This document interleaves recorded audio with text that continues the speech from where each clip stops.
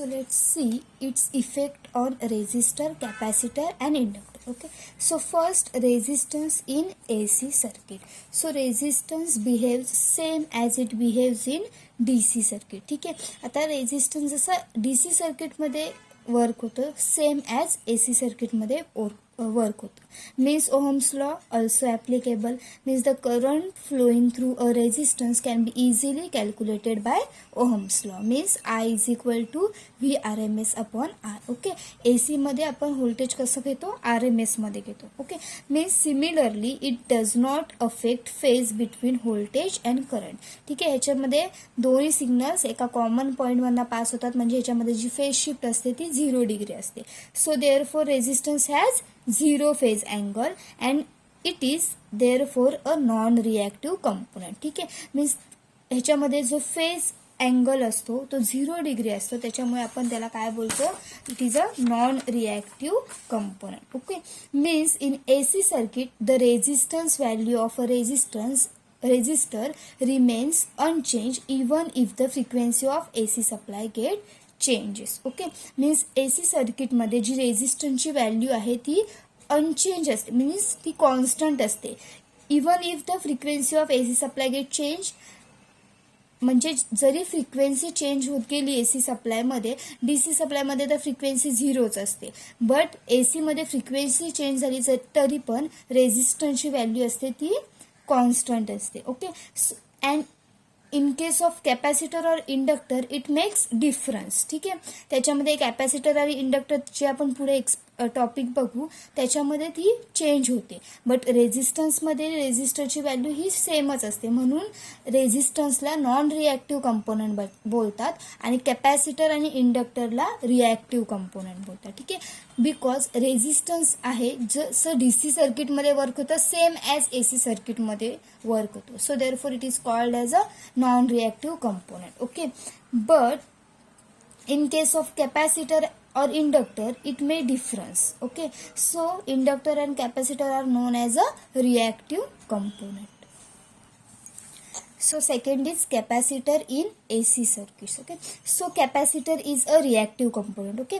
आता बघा, resistor is the non-reactive component but capacitor and inductor is the reactive component. Means it behaves in different way in AC circuit. ठीक आहे. रेझिस्टन्सचं कसं होतं, resistance same DC सर्किटमध्ये work होतं तसंच AC सर्किटमध्ये वर्क होतो, बट कॅपॅसिटर ह्याचं जे AC सर्किटमधलं फंक्शन असतं ते डिफरंट असतं. Okay. Means when capacitor is connected in AC circuits its resistance to AC which is called as a reactance. Okay. And it depends upon the frequency of AC voltage. ठीक आहे. आता capacitor जेव्हा AC सर्किट्समध्ये आपण connect करतो तेव्हा त्याचा जो रेझिस्टन्स असतो त्याला आपण रिॲक्टन्स बोलतो. ओके. आणि त्याची जी व्हॅल्यू असते ती फ्रिक्वेन्सीवर AC व्होल्टेजच्या फ्रिक्वेन्सीवर डिपेंड असते. Okay. Means resistance in DC circuit and reactance in AC circuit these two terms are different. Okay.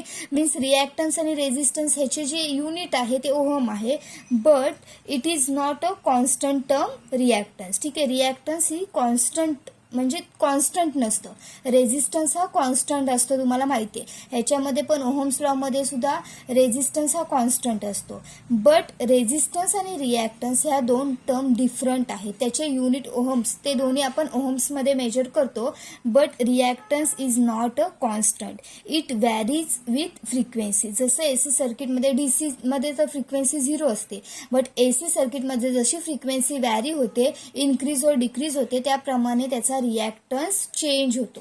Reactance means काय, जेव्हा कॅपॅसिटर आपण ACला कनेक्ट करतो तेव्हा त्याचा रेझिस्टन्सलाच आपण रिॲक्टन्स बोलतो. ठीक आहे. AC सर्किट्समध्ये कॅपॅसिटरच्या रेझिस्टन्सला आपण रिॲक्टन्स बोलतो. So resistance and reactance, these two terms are different. Reactance is also measured in ohms but it is not constant, it varies with frequency. Okay. and जो कॅपॅसिटिव्ह आणि जो कॅपॅसिटरचा रेझिस्टन्स असतो त्यालाच रिॲक्टन्स आपण बोलतो, आणि त्याला काय बोलतो आपण, capacitive reactance, and it is denoted bye XC. Okay. Reactance आपण कशाने डिनोट करतो, X ने, आणि कॅपॅसिटिव्ह रिॲक्टन्स असल्यामुळे त्याला आपण काय बोलतो, सी. ठीक आहे, means capacitive reactance and it's depends upon the value of capacitor as well as frequency of AC supply. ह्याची जी व्हॅल्यू आहे ती कशावर डिपेंड असते, कॅपॅसिटरची व्हॅल्यू त्यावर आणि एक frequency of AC supply. So ह्याचा फॉर्म्युला काय होतो, XC is equal to 1/2πfc ohm. Okay, means frequency change झाली तर कॅपॅसिटिव्ह रिॲक्टन्स चेंज होतो अँड कॅपॅसिटरची व्हॅल्यू चेंज झाली की कॅपॅसिटिव्ह रिॲक्टन्स चेंज होतो. Means its value is depends upon capacitor as well as frequency of AC supply. ठीक आहे, मग आता ह्याच्यामध्ये काय काय बघितलं आपण, capacitor in AC circuit means capacitor is the reactive component, so it is behaves in different way in AC circuit. Okay, when capacitor is connected in AC circuits its resistance is called as reactance. त्याच्या रेझिस्टन्सला आपण reactance बोलतो आणि कॅपॅसिटरच्या रेझिस्टन्सला आपण capacitive reactance बोलतो. तो आपण XC ने डिनोट करतो. दोघांचा जो युनिट आहे ते ओहम आहे, बट रिॲक्टन्स काय आहे ते कॉन्स्टंट नसतं, ते व्हॅरी होतं फ्रिक्वेन्सी सोबत. अँड कॅपॅसिटिव्ह रिॲक्टन्सची जी व्हॅल्यू आहे ती कशावर डिपेंड आहे, frequency of AC supply and कॅपॅसिटरची जी व्हॅल्यू आहे, व्हॅल्यू ऑफ कॅपॅसिटर. ठीक आहे, देन कॅपॅसिटिव्ह रिॲक्टन्सचा फॉर्म्युला आहे XC is equal to 1/2πfc. Okay, and similarly capacitor produce 90 degree phase shift between voltage and current. Okay, means 90 degree phase shift capacitor produce करतं. म्हणजेच दोन signals असणार, एक voltage and current. So current leading to the voltage, current leads voltage by 90 degree. Current व्होल्टेजला lead करतं कितीने, 90 डिग्रीने. Means बघा इथे व्होल्टेज 0वर असेल तर करंट कितीवर असणार आहे, 90 डिग्रीने. मीन्स जेव्हा व्होल्टेज 0वर असणार, करंटने किती त्याची वेव्हफॉर्म कंप्लीट केलेली असते, 90 degree. So current leads voltage by 90 degree. So let's see capacitor in DC and in AC. ठीक आहे, आता ह्या दोन डायग्राममध्ये आपल्याला काय बघायचं आहे, कॅपॅसिटर जेव्हा DC मध्ये कनेक्ट होतो तेव्हा कसा काय इफेक्ट होतो, कसा वर्क होतो, and Wien capacitor is connected in across AC, जेव्हा कॅपॅसिटर आपण AC ला कनेक्ट करतो, ACच्या अक्रॉस कनेक्ट करतो तेव्हा काय इफेक्ट होतो, कसं वर्क होतं. Okay, so when capacitor is connected across a DC supply, जेव्हा कॅपॅसिटर आपण DC सप्लायला कनेक्ट होतो, ठीक आहे, सो DCची फ्रिक्वेन्सी किती असणार आहे, 0. DC मला फ्रिक्वेन्सी 0 असते. सो फ्रिक्वेन्सी 0 असेल मीन्स कॅपॅसिटिव्ह रिॲक्टन्स काय असणार, बघा 1/1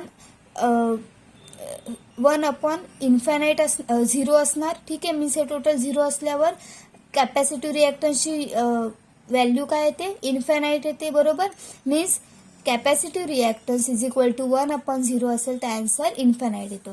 सो फ्रिक्वेन्सी DCची 0 असल्यामुळे रिॲक्टन्स किती येणार, इन्फायनाईट येणार. इन्फिनाईट म्हणजे काय, रिॲक्टन्स म्हणजेच काय, अपोजिशन. सो करंटचं अपोजिशन खूप हाय असणार, इन्फायनाईट असणार. मीन्स हे कसं वर्क होणार, ओपन सर्किट सारखं वर्क होणार. मीन्स करंट पुढे पास होणार का नाही, त्यामुळे जो लॅम्प आहे तो इथे ग्लो होत नाही, नो लाईट येतं. Means lamp becomes of because current through the circuit becomes 0.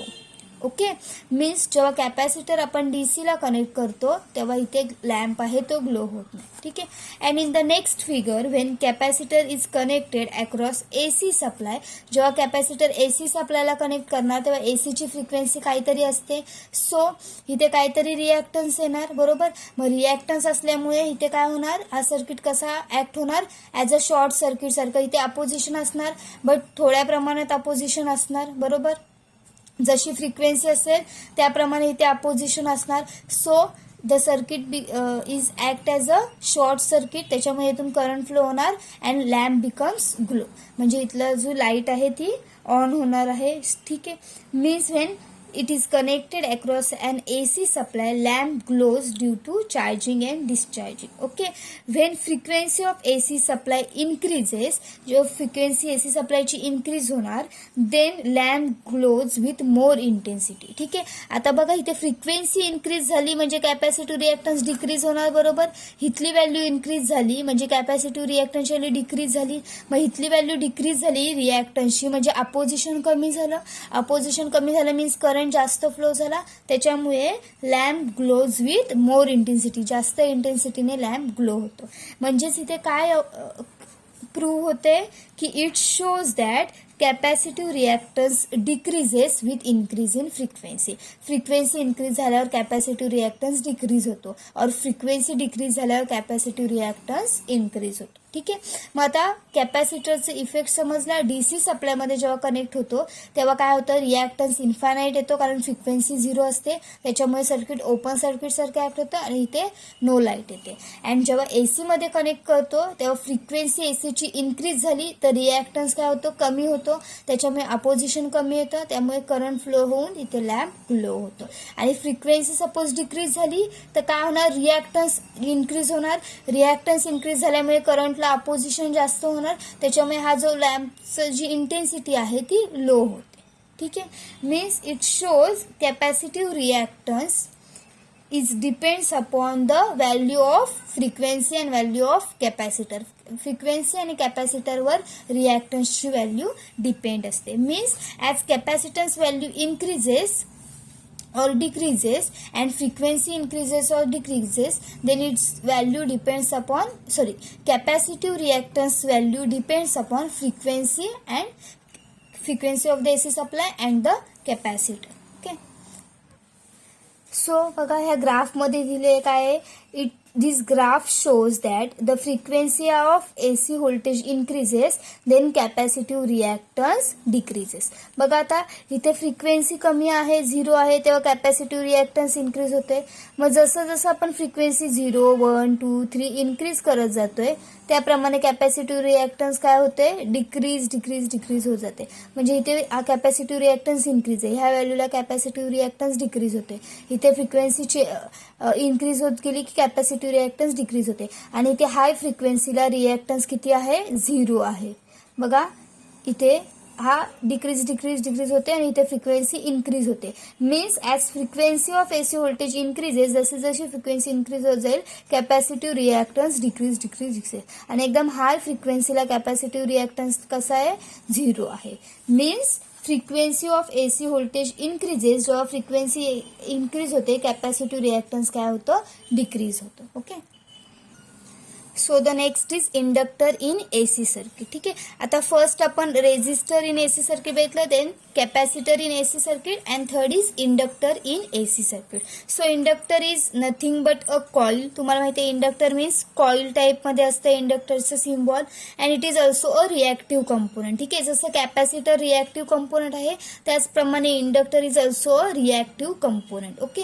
And its opposition to AC current is called as inductive reactance. ठीक आहे. मीन्स जसं कॅपॅसिटरमध्ये रेझिस्टन्सला, कॅपॅसिटरच्या रेझिस्टन्सला एसी सर्किटमध्ये आपण कॅपॅसिटिव्ह रिॲक्टन्स बोलतो, तसं same inductor in AC circuit, इंडक्टरच्या रेझिस्टन्सला एसी सर्किटमध्ये आपण काय बोलतो, inductive reactance and it is denoted by XL. ठीक आहे. X means reactance and L म्हणजे इंडक्टर आपण एल ने डिनोट करतो. मग इंडक्टिव्ह रिॲक्टन्स कशाने डिनोट करतो आपण, XL. Okay. And it is calculated by formula XL is equal to 2πfL ohm. 2πfL ohm. ठीक आहे. कॅपॅसिटिव्ह रिॲक्टन्सचा फॉर्म्युला काय होता, XC is equal to 1/2πfC and inductive रिॲक्टन्सचा फॉर्म्युला आहे XL is equal to 2πfL ohm. Okay. Means it is measure in ohm. Inductive reactance is also measured in ohm and inductive reactance is directly proportional to the value of inductance and frequency. ठीक आहे. जशी फ्रिक्वेन्सीची value change होणार तशी inductive रिॲक्टन्सची value change होणार किंवा जशी इंडक्टरची व्हॅल्यू चेंज होणार तशी इंडक्टिव्ह रिॲक्टन्सची व्हॅल्यू चेंज होणार. Okay. And inductor is also produces 90 degree phase shift between voltage and current. जसं कॅपॅसिटरमध्ये 90 डिग्री फेज शिफ्ट प्रोड्यूस होत होती, सेम इंडक्टरमध्ये सुद्धा 90 डिग्री फेज शिफ्ट प्रोड्यूस होते, but current lag voltage by 90 degree. ठीक आहे. इथं बघा कॅपॅसिटरमध्ये काय होत होतं, current lead voltage by 90 degree, व्होल्टेजला करंट लीड करत होतं 90 डिग्रीने, बट इंडक्टर रिॲक्टन्समध्ये current lag voltage by 90 degree. Lag means current हा व्होल्टेजपेक्षा मागे आहे कितीने, 90 डिग्रीने. Means current lags voltage by 90 degree. Okay. So inductive reactance is equal to 2πfL हा फॉर्म्युला आहे. मीन्स इंडक्टिव्ह रिॲक्टन्सची व्हॅल्यू कशावर डिपेंड असणार, frequency of AC supply and inductor value of inductor. ठीक आहे.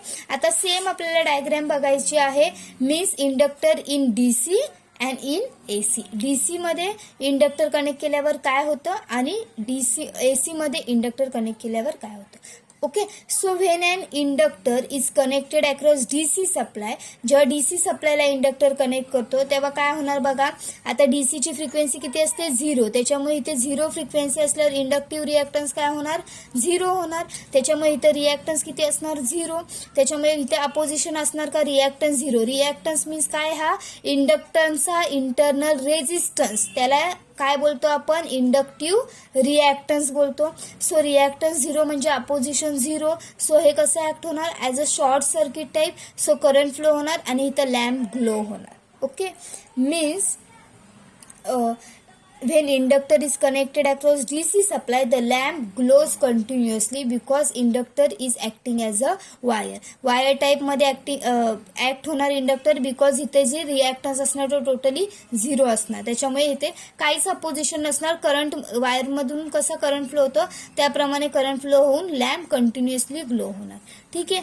But when inductor is connected across AC supply, जेव्हा AC सप्लायला inductor connect होणार तेव्हा काय होणार बघा. इथे जशी फ्रिक्वेन्सी काहीतरी येणार, फ्रिक्वेन्सी काय आले म्हणजेच रिॲक्टन्स काहीतरी येणार. सो जशी फ्रिक्वेन्सी आपण इन्क्रीज करत जाणार त्याप्रमाणे रिॲक्टन्स इन्क्रीज होणार. बरोबर आहे, कारण हा डायरेक्टली प्रपोर्शनल आहे. इथे इनव्हर्सली प्रपोर्शनल होतं. सो डायरेक्टली प्रपोर्शनल असल्यामुळे फ्रिक्वेन्सी चेंज झाल्यावर रिॲक्टन्स चेंज होणार. सो इथे काहीतरी रिॲक्टन्स येणार, मीन्स काहीतरी अपोजिशन येणार. ठीक आहे. सो काहीतरी अपोजिशन असल्यामुळे हा एक कसं ऍक्ट होणार, as a open circuit type act होणार. So lamp does not glow because it opposes the AC current. AC open मध्ये असणार. ठीक आहे. बघा इथं फ्रिक्वेन्सी चेंज होत राहणार, काहीतरी जशी जशी इन्क्रीज होणार हा रिॲक्टन्स इन्क्रीज होणार, त्याच्यामुळे इथे अपोजिशन क्रिएट होणार. सो हे सर्किट कसं ऍक्ट होणार, ॲज अ ओपन सर्किट, त्याच्यामुळे लॅम्प ग्लो होणार नाही. ठीक आहे. मीन्स हे टोटली अपोजिट असणार आहे कॅपॅसिटरच्या. इंडक्टरमध्ये कळलं, जेव्हा इंडक्टर डीसीला कनेक्ट होतो फ्रिक्वेन्सी 0 होते, त्याच्यामुळे रिॲक्टन्स 0 होतो, अपोजिशन होत नाही, त्याच्यामुळे शॉर्ट सर्किट सारखं सर्किट ऍक्ट होतं आणि लॅम्प ग्लो होतो. आणि इथे एसी मध्ये जेव्हा आपण कनेक्ट करतो तेव्हा काय होतं, जी फ्रिक्वेन्सी आहे ती चेंज झाल्यावर रिॲक्टन्स चेंज होतं, त्याच्यामुळे इथे काहीतरी अपोजिशन येतं आणि सर्किट ओपन टाईप ऍक्ट होतं and lamp does not glow. ठीक आहे. सो ग्राफ बघा, काय फॉर्म्युला आहे आपला, XL is equal to 2πfL. So frequency increases, therefore inductive reactance is also increases because inductive reactance is directly proportional to the frequency. means जसजशी frequency increase होत जाणार त्याप्रमाणे इंडक्टिव्ह रिॲक्टन्स सुद्धा increase होणार. त्यामुळे ह्या असा ग्राफ येणार. बघा फ्रिक्वेन्सी एवढी असणार तेव्हा इंडक्टिव्ह रिॲक्टन्स इन्क्रीज होणार. फ्रिक्वेन्सी इन्क्रीज झाली की इंडक्टिव्ह रिॲक्टन्स इन्क्रीज झाला. फ्रिक्वेन्सी इन्क्रीज झाली की इंडक्टिव्ह रिॲक्टन्स इन्क्रीज झालं. Means as frequency increases therefore inductive reactance is also increases. Okay. आता यामधला डिफरन्स समजला. Capacitor in AC circuit, inductor in AC circuit and resistor in AC circuit. जेव्हा resistor आपण AC circuit मध्ये connect करतो तो same behaves होतो जसं आपण डीसी मध्ये कनेक्ट करतो त्याप्रमाणे, म्हणून आपण रेझिस्टरला काय बोलतो, non reactive component. But capacitor and inductor are the reactive component. ह्याच्यामध्ये हे डिफरंट वेने एसी सर्किट्समध्ये वर्क होतात. कॅपॅसिटर वेगळा वर्क होतो, इंडक्टर वेगळा वर्क होतो. त्याच्यामध्ये कॅपॅसिटिव्ह रिॲक्टन्सचा फॉर्म्युला 1/2πfC अँड इंडक्टिव्ह रिॲक्टन्सचा formula XL is equal to 2πfL.